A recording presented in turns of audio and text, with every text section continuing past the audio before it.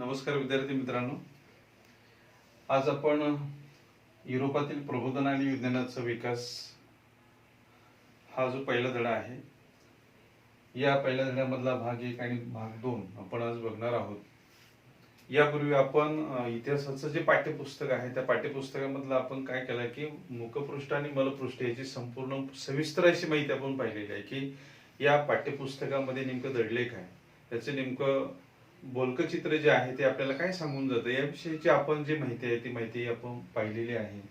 आणि म्हणून एकदा मुखपृष्ठ आणि मलपृष्ठ तुमच्या लक्षात आल्यानंतर आपल्याला खऱ्या अर्थाने इथं पहिल्या प्रकरणाला आपल्याला सुरुवात करायची आहे.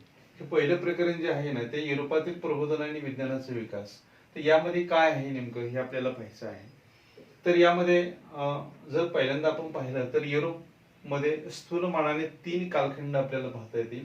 पहिला आहे प्राचीन कालखंड, दुसरा आहे मध्ययुगीन कालखंड आणि तिसरा आहे आधुनिक कालखंड. प्राचीन कालखंडामध्ये जर आपण प्रत्यक्ष पाहिलं तर इथं आहे ग्रीक आणि रोमन संस्कृतीच्या कालखंडाला आपण प्राचीन कालखंड असं म्हणतो. प्राचीन कालखंड, ग्रीक व रोमन संस्कृतीचा कालखंड म्हणजे प्राचीन कालखंड. दुसरा जो आहे तो मध्ययुगीन कालखंड. म्हणजे या ठिकाणी की रोमन सम्राट कॉन्स्टंटीन असं नाव आहे बघा. रोमन सम्राट कॉन्स्टंटीन याने ख्रिस्ती धर्माची दीक्षा घेतल्यानंतर ते 13व्या शतकापर्यंतचा कालखंड म्हणजे मध्ययुगीन कालखंड असं आपण त्याला म्हणतो. लक्षात येते का बघा. मध्ययुगीन कालखंड जो आहे की रोमन सम्राट जो आहे कॉन्स्टंटीन याने ख्रिस्ती धर्माची दीक्षा घेतल्यानंतर ते 13व्या शतकापर्यंतचा जो कालखंड आहे त्याला आपण मध्ययुगीन कालखंड असं म्हणतो. त्यानंतर आधुनिक कालखंड जो आहे तो आधुनिक कालखंड म्हणजे 14व्या शतकाचा प्रारंभ व 15व्या व 16व्या शतकातील उत्कर्षाचा काळ म्हणजे आधुनिक कालखंड. काय सांगितलं मी? 14व्या शतकाचा प्रारंभ आणि 15व्या व 16व्या शतकातील उत्कर्षाचा काळ म्हणजे आधुनिक कालखंड. असं आपल्याला युरोपमधील स्थूलमानाने 3 कालखंड यामध्ये आपल्याला दिसतात. यामध्ये ग्रीक आणि रोमन लोकांनी या कालखंडामध्ये कला, स्थापत्य, साहित्य, तत्वज्ञान यामध्ये प्रगती केलेली दिसून येते. आपण पाहिलं की यामध्ये ग्रीक व रोमन लोकांनी आपण जेव्हा पाहतो तिथं पिरॅमिड्स आपल्याला दिसतात. म्हणजे काय की कलेच्या क्षेत्रात, स्थापत्य क्षेत्रात, तत्वज्ञानामध्ये त्यांनी भरीव अशी कामगिरी केलेली दिसते. आणि म्हणून असं म्हटले आहे की या कालखंडामध्ये एका नवयुगाची सुरुवात झालेली आपल्याला दिसते. आता नवयुगाची सुरुवात म्हणजे इथं आपल्याला काय, प्रबोधन म्हणजे काय, प्रबोधन आपण कशाला म्हणायचं तर प्रबोधन याचा अर्थ आहे की प्रगती, मानवाने केलेली वाटचाल किंवा तर्कशुद्ध विचार जे आहेत ते विचार जे आहेत ते झालेले प्रगल्भ विचार, विज्ञानामध्ये केलेली प्रगती, वैज्ञानिक दृष्टिकोनातून केलेले विचार यालाही आपण प्रबोधन असं म्हणतो. त्याचबरोबर एका बाजूला आपल्याला असंही म्हणता येईल की प्रबोधन, भौगोलिक शोध आणि धर्म सुधारणेची चळवळ याला सुद्धा आपण प्रबोधन असं म्हणतो. म्हणजे लक्षात येते का बघा. म्हणजे प्रबोधन हा वेगवेगळ्या आपल्या पद्धतीने आपल्याला ही संकल्पना जी आहे ती स्पष्ट करता येईल. आपण या ठिकाणी काय म्हणले, प्रगती, वाटचाल याला सुद्धा आपण प्रबोधन म्हणतो. नवजागृती यालाही आपण प्रबोधन म्हणतो. किंवा वैज्ञानिक क्षेत्रामध्ये झालेला बदल, वैज्ञानिक क्षेत्रामध्ये लागलेले शोध, त्याचबरोबर मानवामध्ये झालेला तर्क संगत असा जो विचार आहे त्यामध्ये झालेला बदल यालाही आपण प्रबोधन असं म्हणतो. किंवा भौगोलिक शोध, धर्म सुधारणेची चळवळ यालाही आपण प्रबोधन म्हणतो. म्हणजे प्रबोधनाची संकल्पना या पद्धतीने आपल्याला स्पष्ट करता येईल. आता हे प्रबोधन एका बाजूला होत असताना युरोपमध्ये धर्मयुद्ध झालेली आहेत. आता ही युरोपमध्ये धर्मयुद्ध कोणत्या कारणासाठी झाली हे आपल्याला पाहणं खूप गरजेचं आहे. की याच्यामध्ये बघा की एकूण 9 धर्मयुद्ध झालेली दिसतात. त्याचा कालखंड आहे 1096 ते 1187. इसवी सन 1096 ते इसवी सन 1187 हा युरोपमध्ये एकूण जी 9 धर्मयुद्ध घडलेले आहेत ना त्या 9 धर्मयुद्धाचा कालखंड मानला जातो. आता ही धर्मयुद्ध जी आहे ती कोणत्या कारणांमुळे झालेली दिसून येतात तर याच्यामध्ये बघा इथं लिहिलेलं आहे जेरुसलेम व बेथलहेम ही युरोपमधील 2 शहरं होती. ही युरोपमधील 2 शहरं होती आणि या 2 शहरं जी आहेत यामध्ये ज्यू, ख्रिश्चन आणि इस्लाम धर्मियांसाठी ही दोन्ही शहरं पवित्र मानली जात होती. येते लक्षात की जेरुसलेम व बेथलेहेम ही 2 शहरं जी आहेत, ही 2 शहरं ज्यू धर्मीय लोक, त्यानंतर ख्रिस्ती धर्मीय लोक आणि इस्लाम धर्मीय लोकांसाठी पवित्र मानली जात होती. पण याच्यामध्ये झालं काय की ही जी दोन्ही शहरं आहेत, जेरुसलेम आणि बेथलेहेम ही दोन्ही शहरं आहेत, ही दोन्ही शहरं इस्लाम धर्मियांच्या ताब्यात होती. कोणाच्या ताब्यामध्ये होती? इस्लाम धर्मियांच्या ताब्यामध्ये ही दोन्ही शहरं होती. आणि म्हणून ही दोन्ही शहरं जी आहेत, ही दोन्ही शहरं आपल्या ताब्यात असावी असं ख्रिस्ती धर्मियांना वाटत होतं, ख्रिस्ती अनुयायांना वाटत होतं. आणि म्हणून ह्या दोन्ही शहरांवर आपला कब्जा असावा, आपला ताबा असावा, म्हणून या ख्रिस्ती धर्मीय अनुयायांनी इस्लाम धर्मीय अनुयायी यांच्यामध्ये जी लढाया झालेल्या आहेत त्या लढ्यांना आपण काय म्हणतो, धर्मयुद्ध असं म्हटलेलं आहे. त्याला क्रुसेड्स असाही शब्द वापरलेला आहे. पुस्तकामध्ये आपल्याला दिसतंय की क्रुसेड्स असाही शब्द यामध्ये वापरलेला दिसतो. म्हणजेच ख्रिश्चन धर्मीय आणि इस्लाम धर्मीय यांच्यामध्ये या 2 शहरांवरून ज्या लढ्या झालेल्या आहेत त्या लढ्यांना आपण धर्मयुद्ध असं म्हणतो. तर हे धर्मयुद्ध होत असताना याच्यामध्ये की या धर्मयुद्धाला ख्रिस्ती असलेल्या जनतेचा पाठिंबा कसा मिळाला, तर याच्यामध्ये आपल्याला सांगता येईल की त्यांना ह्या धर्मयुद्धाबद्दल एक आकर्षण वाटत होतं. ते ह्या पद्धतीनं की तिथला जो राजा आहे रोमन सम्राट यांनी तेथील असलेल्या सर्वसामान्य जनतेला काही जाहीर सवलती जाहीर केलेल्या होत्या. इथे एक शब्द लिहिलेला आहे बघा, पापशालन असा एक शब्द लिहिलेला आहे. पापशालन याचा अर्थ असा आहे की तेथील जनतेने जे काही पाप केलेलं आहे, जे काही चुका केलेल्या आहेत, ते पापाबद्दल, त्या चुकांबद्दल परमेश्वराकडे क्षमा मागितली जाते. त्याला पापशालन असं म्हटलं जातं. आणि म्हणून तेथील रोमन सम्राट जो आहे की हे पापशालन ज्या ज्या व्यक्तींनी केलेलं आहे, म्हणजे ज्यांनी पाप केलेलं आहे, चुका केलेल्या आहेत, त्यांना क्षमा करण्यासाठी त्यांनी काय केलं की जाहीर सवलती दिलेल्या आहेत. आणि म्हणून त्यामध्ये सर्वसामान्य जनतेचा पाठिंबा ह्या धर्मयुद्धाला मिळाला. आता सर्वसामान्य जनतेचा पाठिंबा जो आहे तो धर्मयुद्धाला मिळाला, परंतु यामध्ये असं दिसतंय की ख्रिश्चन धर्मीय अनुयायी आणि इस्लाम धर्मीय अनुयायी यांच्यामध्ये जे काही लढाई झालेल्या आहेत यामध्ये ख्रिश्चन धर्मीयांना अपयश आलेलं दिसून येतं. मग यामध्ये कोणतं अपयश आलेलं असेल तर ह्या अपयशाची कारणे इथं दिलेली आहेत बघा. संकुचित वृत्ती असे कारण यामध्ये आपल्याला दिसत आहे, संकुचित वृत्ती.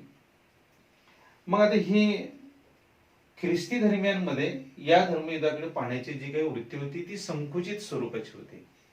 आणि म्हणून या संकुचित वृत्तीनं यांनी या धर्मयुद्धाकडे पाहिल्यामुळं ख्रिश्चन धर्मियांना यामध्ये काय झालं, अपयश आलेलं दिसून येतं. त्यानंतर धर्मश्रद्धेची कल्पना अतिशय दृढ झालेली होती त्यांच्यामध्ये. अतिशय दृढ म्हणजे काय की यामध्ये हे धर्मयुद्ध जे आहे हे ज्यासाठी आपण लढतो आहोत ते म्हणजे खऱ्या अर्थानं जेरुसलेम आणि बेथलेहेम ही दोन्ही शहरं आपल्याकडे असावीत. म्हणून त्यांनी काय केलेलं की दोन्ही शहरं आपल्याकडे असताना त्यांची प्रबळ अशी निष्ठा त्यावर होती. आणि धर्मश्रद्धेची पूर्णपणे कल्पना त्यांची असल्यामुळं त्यांना या धर्मयुद्धामध्ये काय झाले की अपयश आलेले दिसून येत आहे. एकीचा अभाव, यामध्ये असलेले रोमन सम्राट असतील, तेथील राज्य असतील, तेथील जनता जी आहे त्या सर्वांमध्ये काय होतं की ह्या युद्धामध्ये एकीचा अभाव असल्यामुळं त्यांना यामध्ये अपयश आलेलं दिसून येतं. यामध्ये जर आपण उदाहरण पाहिलं तर 1857चा उठाव आपल्याला घेता येईल की 1857च्या उठावामध्ये संपूर्ण या ठिकाणी त्याला असं म्हटलं की शिपायांची भाऊगर्दी झालेली होती. म्हणजेच 1857च्या उठावामध्ये कोणत्याही असं नेतृत्व त्यामध्ये नव्हतं की ते नेतृत्व सर्वसामान्य असलेल्या सैनिकांना सांगू शकेल की 1857च्या उठावामध्ये जर एकी असेल तर आपण कसं लढू शकेल. म्हणून नेतृत्वाचा अभाव जो आहे तो जसा 1857च्या उठावामध्ये होता ना तशाच पद्धतीचा एकीचा अभाव यामध्ये होता की नेतृत्व असं या धर्मयुद्धाला मिळालं नाही. आणि म्हणून इथं सुद्धा या ठिकाणी काय दिसतंय की अपयशाचं तिसरं कारण आपल्याला सांगता येतं. पुढचा असं आहे पोप व जर्मन सम्राट जे आहेत, म्हणजे एका बाजूला पोप धर्मगुरू, दुसऱ्या बाजूला जर्मन सम्राट म्हणजे जे राजे आहेत, यांच्यामध्ये काय झालं की तंटे, भांडणे, मतभेद वाढल्यामुळं काय झालं की ह्या युद्धाला एकीचं स्वरूपच राहिलं नाही. आणि त्यामुळे काय झालं की धर्मयुद्धाला खरोखर या ठिकाणी अपयश आलेलं दिसून येतं. हा चौथा मुद्दा यामध्ये सांगता येईल की पोप व जर्मन सम्राट यांच्यामध्ये वाढलेले तंटे, वाढलेली भांडणं किंवा मतभेद यामुळे सुद्धा या धर्मयुद्धाला अपयश आलेलं दिसून येतं. पाचवा जो मुद्दा आहे तो म्हणजे इथे काय झालं की इथं नवीन व्यापारी वर्ग वाढीला लागला किंवा नवीन व्यापारी वर्गाचा उदय झाला. या काळामध्येच एका बाजूला हे युद्ध चालू असताना इथं नवीन व्यापारी वर्ग वाढीला लागला आणि त्यामुळे काय झालं की ते जे लक्ष आहे ते कुठेतरी थोडं डायव्हर्ट झालेलं दिसते किंवा बाजूला गेलेलं दिसतं आणि म्हणून इथं सुद्धा हे अपयश आलेलं दिसून येतं. शेवटचं कारण अतिशय महत्वाचं आहे ते म्हणजे नवीन कर बसविले. हे नवीन कर तेथील असलेल्या ह्या ख्रिश्चन धर्मीय जनतेवर, सर्वसामान्य जनतेवर का बसवले गेले, हा जो भाग आहे त्यामध्ये आपल्याला सांगता येईल की जेव्हा ह्या एकूण 9 धर्मयुद्ध झाली, या 9 धर्मयुद्धामध्ये काय झालं की जो काही या युद्धामध्ये खर्च झालेला होता, हा खर्च भागवायचा कुठनं? मग हा खर्च भागवण्यासाठी सामान्य जनतेवर विविध प्रकारचे काय केले, नवीन कर बसविले गेले आणि ह्या नवीन करामध्ये आणि सर्वसामान्य जनता जे आहे ते सर्वसामान्य जनता यामध्ये भरडले गेले आणि म्हणून खऱ्या अर्थाने इथं आपल्याला असे दिसतंय की या धर्मयुद्धाला अपयश आलेले दिसून येतं. आता धर्मयुद्ध करण्याचं जे काही कारण जे आहे, यामध्ये धर्मयुद्ध ज्याला म्हणतो, लढाई करण्याचे कारण जे आहे की खऱ्या अर्थानं ख्रिस्ती धर्मियांना की बाजूचे जे असलेले आशिया मायनर आहे, सिरिया आहे, या असलेल्या राज्यांवर त्यांना आपलं प्रभुत्व निर्माण करायचं होतं. तिथं आपल्याला त्या ठिकाणी त्यांना स्वतंत्र अशा बाजारपेठा निर्माण करायच्या होत्या आणि म्हणून खऱ्या अर्थानं इथे ही युद्ध झालेली आपल्याला दिसून येतात. परंतु जेव्हा शेवटचं धर्मयुद्ध जेव्हा झालं तेव्हा असं आपल्याला दिसतंय की इस्लाम धर्मियांच्या ताब्यामध्ये बेथलेहम हे जे शहर आहे त्यांच्याच ताब्यात शेवटपर्यंत राहिलेलं आपल्याला दिसून येतं. तर असा हा एक धर्मयुद्धाची कारण जे आहे ते आपल्याला या पद्धतीने सांगता येईल. येते लक्षात? त्यानंतर आपल्याला पुढचा जो भाग यामध्ये आपल्याला सांगायचा आहे तो म्हणजे आहे की धर्मयुद्धाचे परिणाम आपल्याला सांगायचे. तर धर्मयुद्धाचे परिणाम यामध्ये आहे असे आहे की पहिला जो परिणाम आहे तो म्हणजे धर्मयुद्धामुळे सरंजामशाही नष्ट झाली. की जे काही प्रांत जे आहे ते प्रांत प्रत्येक सरंजामदार जे आहे त्यांना वाटून दिलेले होते. परंतु नंतर काय झालं की ह्या धर्मयुद्धाच्या काळानंतर संपूर्ण सरंजामशाही नष्ट झाली आणि तेथील जी वतने होती ती वतने जी आहे तेथील लोकांना कारभारासाठी त्यांनी देऊन टाकली. म्हणजेच काय झालं की असलेली सरंजामशाहीचा शेवट झाला आणि तेथील जे काही वतन आहे ती वतन तेथील व्यक्तींना कारभारासाठी देण्यात आली. दुसरा परिणाम यामध्ये सांगता येईल की पोप वरील श्रद्धा कमी झाली. की सर्वसामान्य जनतेने यामध्ये सहभाग घेतलेला होता परंतु पोपचे यामध्ये खऱ्या अर्थाने नेतृत्व जे आहे ते दिसत नाही आणि मग हळूहळू जनतेचा पोप वरील जी श्रद्धा आहे ती श्रद्धा कमी झालेली आपल्याला दिसून येते. पुढचा तिसरा मुद्दा आहे की यानंतर या युद्धानंतर युरोपीय लोकांनी म्हणजे युरोपमध्ये जो बदल झाला, ख्रिश्चनांमध्ये जो बदल झाला की आपण एक वेगळं असं पाऊल जे आहे प्रगतीचं पाऊल ते उचलायला पाहिजे. एक त्यांच्यावर ह्या युद्धाचा परिणाम झाला कारण त्यामध्ये त्यांचा पराभव झालेला दिसून येतो. मग त्यांनी त्यातून एक धडा घेतला की आपल्याला काय करायचंय की यामधनं आपल्याला प्रगती करायची असेल तर आपण वेगळा मार्ग जो आहे तो निवडला पाहिजे आणि म्हणून त्यांनी की रस्ते बांधणी आहे, पूल बांधणी आहे, वाहतुकीचे मार्ग आहे, लष्करामध्ये आधुनिक तंत्रात बदल जो आहे तो आपल्याला केला पाहिजे अशा प्रकारचा परिणाम जो आहे तो परिणाम त्यामध्ये झाला. किंवा हे सगळं काम करत असताना शत्रूंचे जे काही मार्ग आहेत, शत्रूंचे मार्ग उद्ध्वस्त करणे असाही परिणाम जो आहे तो यामध्ये झालेला आपल्याला त्यांच्यावर दिसून येतो. यानंतर चौथा जो मुद्दा आहे तो म्हणजे पूर्वी ईश्वर जो आहे हा पूर्वी म्हणजे एक काय म्हणतो आपण त्याला की एक धर्मश्रद्धेची एक मोठी प्रभावी अशी एक जादू म्हणू आपण त्याला की त्यांच्यावर होती की एक धर्मश्रद्धेचा गाढ पगडा हा त्यांच्यावर होता आणि म्हणून की पूर्वी ईश्वर हा म्हणजे पूर्ण आपण ज्याला म्हणतो की वैश्विक केंद्रबिंदू मानला जात होता. पूर्वी ईश्वर जो आहे तो विश्वाच्या अस्तित्वाचा केंद्रबिंदू मानला जात होता. बघा परिणाम जो आहे की पूर्वी ईश्वर हा पूर्ण विश्वाच्या अस्तित्वाचा केंद्रबिंदू मानला जात होता.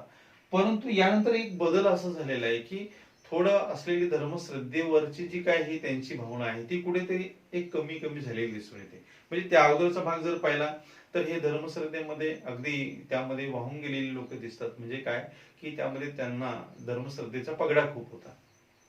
आणि म्हणून की ईश्वर हा संपूर्ण विश्वाच्या अस्तित्वाचा केंद्रबिंदू आहे असे मानणारे लोक युरोपमध्ये होते. पण नंतरचा जो बदल आपल्याला यामध्ये असा दिसतो आहे की नंतर संपूर्ण विश्वाचा केंद्रबिंदू हा मानव हा मानला जाऊ लागला. विचारांचा केंद्रबिंदू ज्याला म्हणतो. म्हणजे काय झालं की वैचारिक प्रगतीची जाणीव जी आहे ती जाणीव यामध्ये आपल्याला या युरोपियन लोकांना झालेली दिसून येते. म्हणजे हा बदल किती मोठा आहे बघा. पहिला जर भाग पाहिला तर इथं धर्मश्रद्धेखाली हा एक समाज होता. नंतरचा जर भाग आपण पाहिला की त्यामधनं तो बाहेर पडलेला आहे की आपल्याला एक वेगळी अशी दिशा घेतली पाहिजे, त्यामध्ये प्रगती केली पाहिजे. आणि म्हणून तो मार्ग त्यांनी निवडला. आणि म्हणून खऱ्या अर्थ मानवच हा विचारांचा केंद्रबिंदू आहे ही एक संकल्पना अतिशय त्यांची दृढ आपल्याला झालेली यामध्ये दिसून येते. यानंतर पुढचा जो भाग यामध्ये आपल्याला दिसतो आहे तो म्हणजे त्यांनी काय केलं की जेव्हा अशा प्रकारच्या त्या लढाया त्यांच्यामध्ये झाल्या तेव्हा त्यांनी त्यामधून एक बोध घेतलेला आहे. या लोकांनी त्यामधून बोध घेतलेला आहे की या संपूर्ण जगामध्ये नेमकं काय आहे. इथे आपण जेव्हा हा भाग बघतो की अनेक युरोपियन लोक जे आहे की खऱ्या अर्थानं शोधासाठी बाहेर पडलेले आहेत. आणि मग त्यामध्ये इतर ठिकाणी असलेल्या वनस्पती आहे, फळे आहे, फुले आहे, प्राणी आहे, यांचा अभ्यास ते केला. त्यांनी ती माहिती घेतली आणि ती माहिती घेऊन ते खऱ्या अर्थानं पुन्हा युरोपमध्ये गेलेले दिसून येत. हा भाग यामध्ये महत्वाचा आपल्याला दिसून येतो. यानंतर पुढचा जो भाग यामध्ये आपल्याला दिसतो आहे तो म्हणजे भाग 2 युरोपातील प्रबोधन काळ. अतिशय महत्वाचा हा एक भाग 2 जो आहे तो आपल्याला पाहावा लागेल की युरोपातील प्रबोधन काळ कसा आहे. तर यामध्ये बघा याला आपण खऱ्या अर्थाने इकडे असं म्हटलं की तो युरोपमधील तिसरा कालखंड आहे म्हणजे आधुनिक कालखंड आहे. आधुनिक कालखंडामध्ये आपण जेव्हा बघतो की 14वे शतक म्हणजे युरोपातील हा एक प्रारंभ काळ आणि 15वे व 16वे शतक हा खऱ्या अर्थाने युरोपातील असलेल्या उत्कर्षाचा एक प्रगतीचा कालखंड मानला जातो. हा भाग यामध्ये आपल्याला सांगतोय. इथं युरोपातील प्रबोधन काळ म्हणजे इथं काय बघा की बुद्धिवाद व विचारसरणीवर आधारित संस्कृतीचा पाया हा युरोपमध्ये घातला गेला. बुद्धिवाद म्हणजे खऱ्या अर्थानं वैचारिक देवाणघेवाण जी आहे ही खऱ्या अर्थाने यामध्ये होऊ लागली.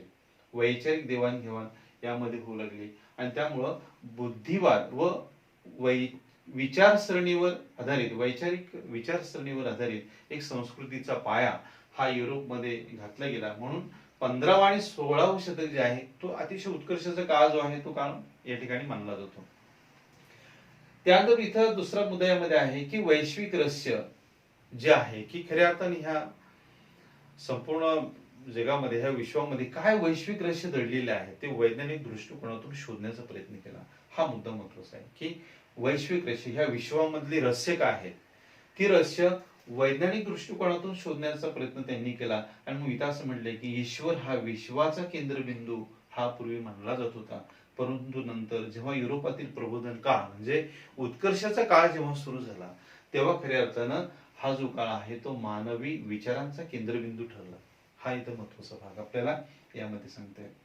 आता युरोपातील प्रबोधन काळ हा कसा वाढीस लागला तर याच्यामध्ये आपल्याला असं दिसतंय की युरोपामधील जे काही राजे होते, जे काही सम्राट होते, त्यांनी जे काही धाडसी दऱ्यावरती जी लोक होती ह्या धाडसी दऱ्यावरती लोकांना त्या ठिकाणी प्रोत्साहन दिलं.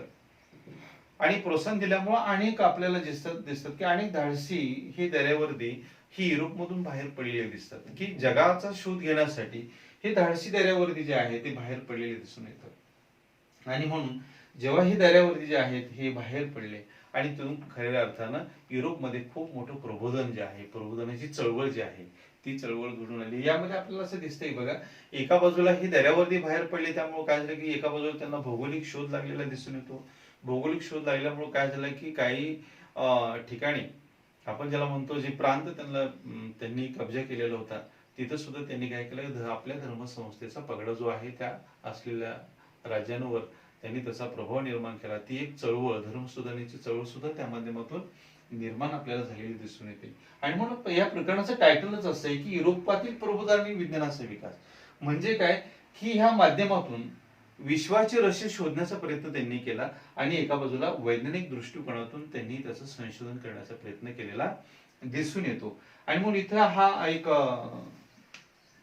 जो शोध लावलेला त्या युरोपातील जो संशोधक आहे त्याचं नाव आहे निकोलस कोपर्निकस. निकोलस कोपर्निकस यांनी काय म्हटलेलं आहे बघा, निकोलस कोपर्निकस असं त्याचं नाव आहे. त्यांनी काय म्हटलंय की ग्रहमाला पृथ्वी केंद्रित नसून, ग्रहमाला पृथ्वी केंद्रित नसून ती सूर्य केंद्रित आहे, अशा प्रकारचा एक जो विचार आहे तो त्यांनी मांडलेला दिसून येतो. आणि म्हणून याचे या संशोधकांनी केलेले काम सुद्धा महत्वाचं आहे की पृथ्वी केंद्रित नसून सूर्य केंद्रित, ग्रहमाला ही पृथ्वी केंद्रित नसून सूर्य केंद्रित आहे, अशा प्रकारचा एक सिद्धांत जो आहे तो त्यांनी दिलेला दिसतो, मांडलेला दिसतो. यानंतर पुढचा जो आहे तो म्हणजे गॅलिलिओ. गॅलिलिओ हा सुद्धा एक शास्त्रज्ञ आहे, संशोधक आहे. 15 फेब्रुवारी 1564 मध्ये गॅलिलिओचा जन्म जो आहे तो जन्म झालेला आहे. एकूण कुटुंबामध्ये 7 भावंड होती. 7 भावंडांमध्ये गॅलिलिओ हा सर्वात मोठा. गॅलिलिओचे वडील हे संगीतकार होते आणि गॅलिलिओच्या कुटुंबामध्ये कापड विणणं, लोकरीचा व्यापार करणं अशा प्रकारचा एक त्यांचा व्यवसाय जो आहे तो व्यवसाय घरामध्ये चालत असे. गॅलिलिओ जो आहे तो एक डॉक्टर व्हावा अशी वडिलांची इच्छा होती की गॅलिलिओने एक चांगलं शिक्षण घ्यावं, तो डॉक्टर व्हावा.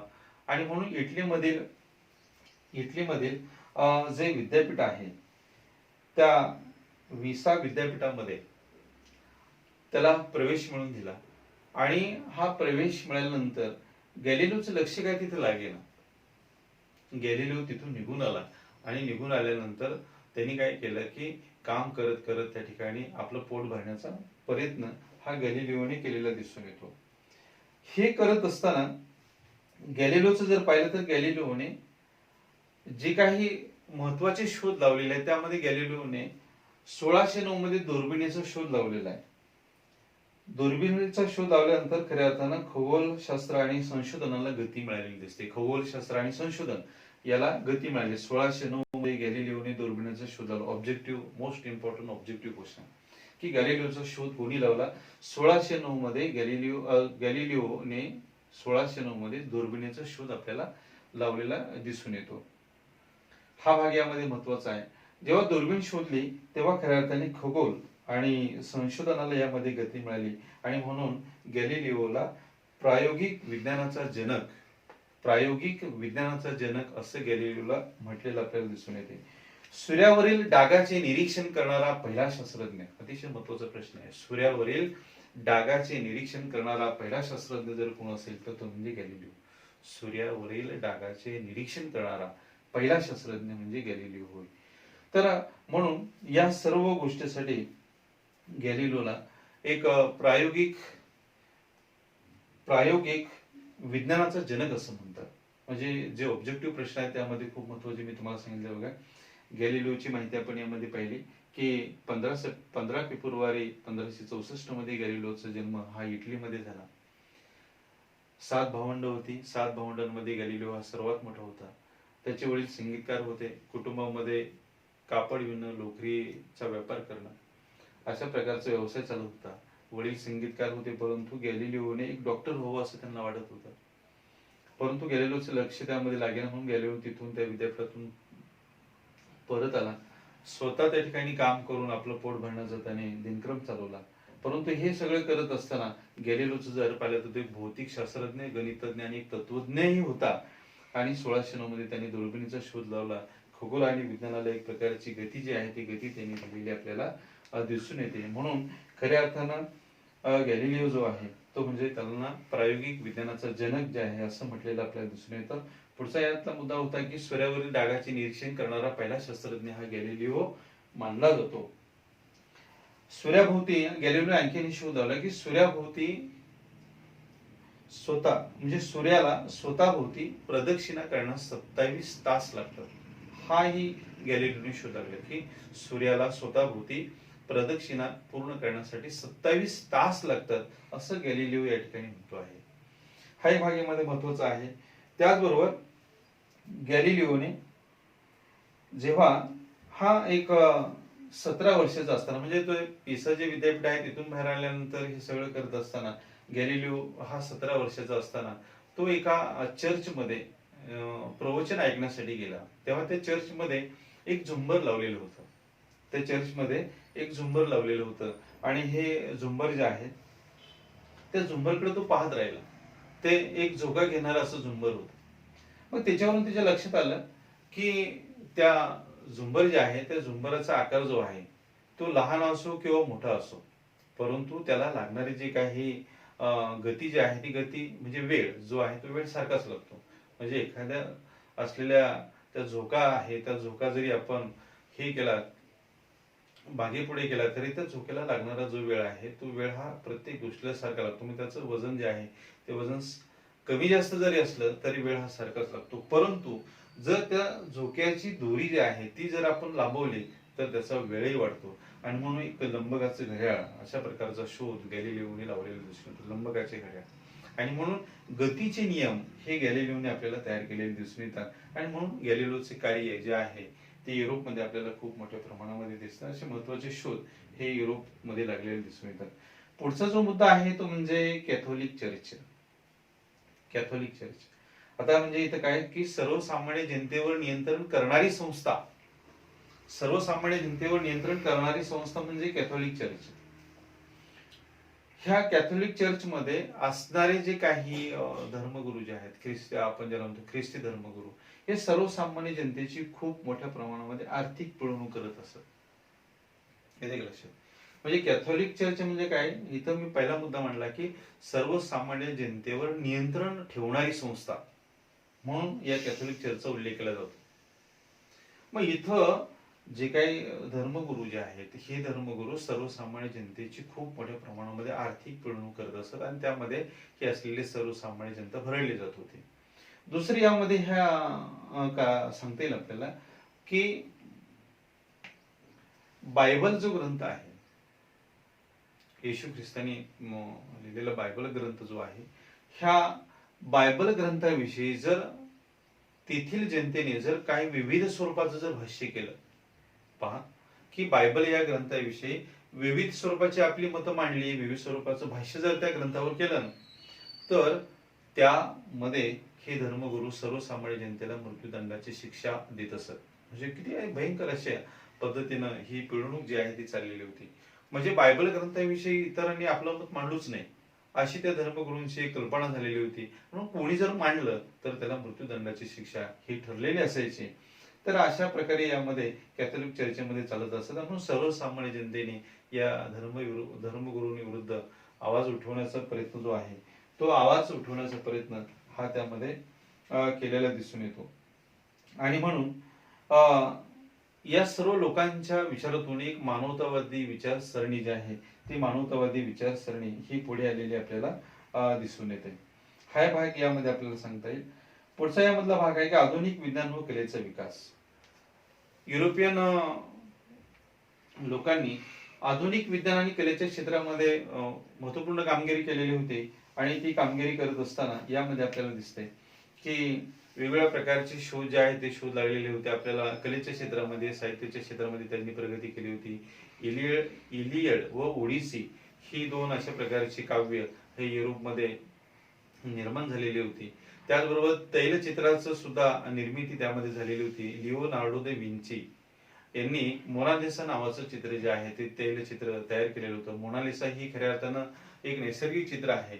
मोनालिसा हिचा हसरा चेहरा नाही, परंतु त्या चेहऱ्याला हसरा बनवण्याचे काम लिओनार्डो दे विंची यांनी केलेलं होतं असं लंडन या संशोधनातून त्यांनी म्हटलेलं आहे.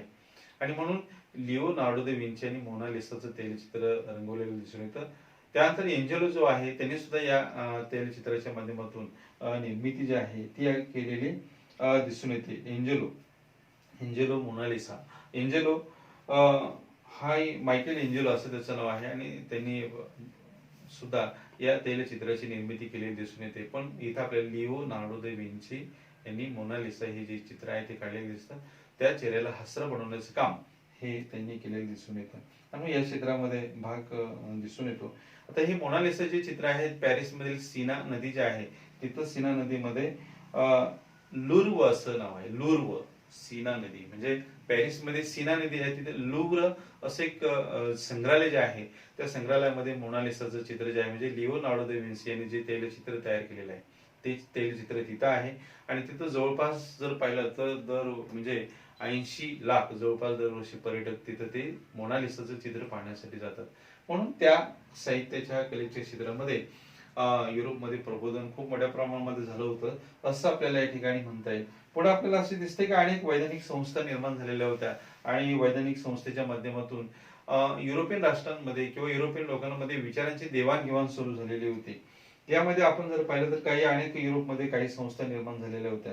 त्यामध्ये इंग्लंड फ्रान्स मध्ये काही शास्त्रज्ञांचे लेख प्रकाशित करणाऱ्या संस्था होत्या. इंग्लंड फ्रान्स मध्ये जे काही शास्त्रज्ञ होते त्या शास्त्रज्ञांचे लेख प्रकाशित करणाऱ्या काही यामध्ये संस्था आपल्याला दिसतात. त्यांनी जे काही प्रकाशित केलेली नियतकालिका असेल जे साहित्य आहे ते विविध असलेल्या संस्थांच्या माध्यमातून किंवा ज्या अकॅडमी होत्या त्यांच्या माध्यमातून ते चालत असत. त्यामध्ये पहिली जी संस्था आहे रोम मधील academy of the lynx eyed, Rome मधील academy of the lynx eyed ही एक संस्था त्यामध्ये काम करत होती. 2 नंबर फ्लॉरेन्स मधील अकॅडमी फॉर एक्सपेरिमेंट, फ्लॉरेन्स मध्ये सुद्धा अशा प्रकारची एक ही वैज्ञानिक संस्था काम करत होती. 3 आहे लंडन मधील royal society for improving natural knowledge, ही एक संस्था आहे. कुठली? लंडन मधील royal society for improving natural knowledge, ही एक वैज्ञानिक संस्था तिथे काम करत होती आणि तिथे शास्त्रज्ञांनी तयार केलेले जे लेख आहेत नियतकालिका आहे ते त्या माध्यमातून त्या ठिकाणी प्रकाशित करण्याचं काम ते करत होते. 4 आहे फ्रान्स मधील French academy of sciences, French academy of sciences इत्यादी संस्था इथं महत्वपूर्ण कार्यरत होत असलेले दिसून येतात. पुढचा या ठिकाणी शेवटचा मुद्दा आहे म्हणजे वैज्ञानिक संस्था. आपल्या विविध क्षेत्रातली वैज्ञानिक संस्था तिथे वेगवेगळ्या प्रकारचे शोध लागलेले दिसून येतात. एक म्हणजे आहे होका यंत्र. होका यंत्राला दुसरा शब्द आहे दिशादर्शक, म्हणजे जे दर्यावरती आहे ते जहाजामधनं त्या ठिकाणी सागरी मार्गाने वेगवेगळ्या सागरी मार्गाने जहाजातून प्रवास करत होते म्हणून ते इथं होका यंत्र बसवलं असायचं की खऱ्या अर्थानं असलेल्या वाऱ्याची दिशा जी आहे ती वाऱ्याची दिशा कुठून कशी आहे याची माहिती, कुठे कुठे संभाव्य धोके आहेत ते होका यंत्राच्या म्हणजे दिशादर्शक या यंत्राच्या माध्यमातून कळत असत. 2 नंबर आहे यामध्ये दुर्बीण. दुर्बिणीच्या माध्यमातून अगदी लांबवरचा जो पल्ला आहे की लांबवरची ठिकाण आहे ते दुर्बिणीच्या माध्यमातून या युरोपियन लोकांना त्यातून दिसत असं दुर्बिणीचा शोध यामध्ये लागलेला आपल्याला दिसून येतो. तिसरा आहे सूक्ष्मदर्शक यंत्राचा शोध सुद्धा युरोपमध्ये लागला दिसून येतो. सूक्ष्मदर्शक यंत्र म्हणजे काय की या ठिकाणी अतिसूक्ष्म जीवाणू विषाणू जे आहेत त्यांच्यासाठी हे सूक्ष्मदर्शक यंत्र वापरलं जायचं. सूक्ष्मदर्शक यंत्र म्हणजे जीवाणू किंवा जंतू विषाणू यांच्यासाठी हे सूक्ष्मदर्शक यंत्र जे आहे ते वापरलं जायचं. नंतर म्हटलं तपमापक यंत्र म्हणजे तापमान मोजण्यासाठी तपमापक यंत्र जे आहे तर तपमापक यंत्र म्हणजे आजारी असणाऱ्या व्यक्तीसाठी हे आपण ज्याला म्हणतो तपमापक याचा अर्थ वेगळा आहे की तपमापक म्हणजे तापमान मोजण्याचे यंत्र आहे, तापमान मोजण्याचे यंत्र आहे. त्यानंतर पुढे आहे त्याला म्हटलेलं आहे की थर्मामीटर, तापमान आजारी व्यक्तीला त्या ठिकाणी थर्मामीटरच्या सहाय्याने त्या ठिकाणी त्याचं तापमान जे आहे ते मोजलं जातं. तर अशा प्रकारे हा एक भाग आहे. त्यानंतर अजून एक यंत्राचा शोध लागला ते म्हणजे भारमापक. भारमापक म्हणजे काय की हवेचा दाब मोजण्याचं यंत्र सुद्धा युरोपमध्ये निर्माण झालं, त्याला भारमापक असं म्हणतो. हवेचा दाब मोजण्यासाठी ज्या यंत्राची निर्मिती झाली त्याला भारमापक असं म्हटलेलं आहे. म्हणजे अशा प्रकारचं एक युरोपमध्ये एक प्रबोधनकाळी एक जागृती, एक वैज्ञानिक अशा प्रकारची वाटचाल यामध्ये दिसून येते. म्हणून खऱ्या अर्थाने एका बाजूला युरोपियन लोकांचं प्रबोधन तर झालं परंतु वैज्ञानिक क्षेत्रामध्ये विविध प्रकारचं शोध जे आहे ते शोध त्यांनी लावलेले दिसून येतात. मग त्यामध्ये आपण शेवटी पाहिलं की होका यंत्र आहे, दुर्बीण आहे, सूक्ष्मदर्शक यंत्र आहे, तपमापक यंत्र आहे किंवा भारमापक यंत्र आहे. अशा पद्धतीनं हे शोध जे आहे ते शोध युरोपीय राष्ट्रांमध्ये लागलेले दिसून येतात. म्हणून खऱ्या अर्थानं हा एक प्रबोधनाचा काळ या ठिकाणी मानला जातो. तर हा एक 2 भाग यामध्ये आपण दिलेले आहेत. तर हा व्हिडिओ सर्वांनी ऐकायचा आहे. मी कालच तुम्हाला ज्या काही नोट्स पूर्णपणे प्रकरण 1 आणि प्रकरण 2 च्या नोट्स मी तुम्हाला पूर्वी पाठवल्या होत्या परंतु कालही मी तुम्हाला पाठवले आहेत. काही प्रश्नसंच पाठवलेले आहेत ते प्रश्नसंच तुम्ही बघायचे आहेत. त्याची उत्तरे जे आहे तुमच्याकडे सर्वांकडे बुक्स असणं अपेक्षित आहे ते तुम्ही सर्वांनी पाहायचे आहेत. आणि मी तुम्हाला काही प्रश्न दिलेले आहेत ते प्रश्न तुम्ही तुमच्या ग्रुपवर मी पाठवलेले आहेत ते प्रश्न तुम्ही बारकाईने बघा, ते सोडवण्याचा प्रयत्न करा. 2 प्रकरणं आणि 2 प्रकरणावरील प्रश्न जे आहेत ते दिलेले आहेत, ते तुम्ही वाचायचे आणि सोडवायचे आहेत, नोट्स लिहून घ्यायचे आहेत. हे सर्व तुम्ही करायचं आहे. नंतरचा भाग जो आहे तो आपण पुढच्या भागामध्ये बघूया. धन्यवाद.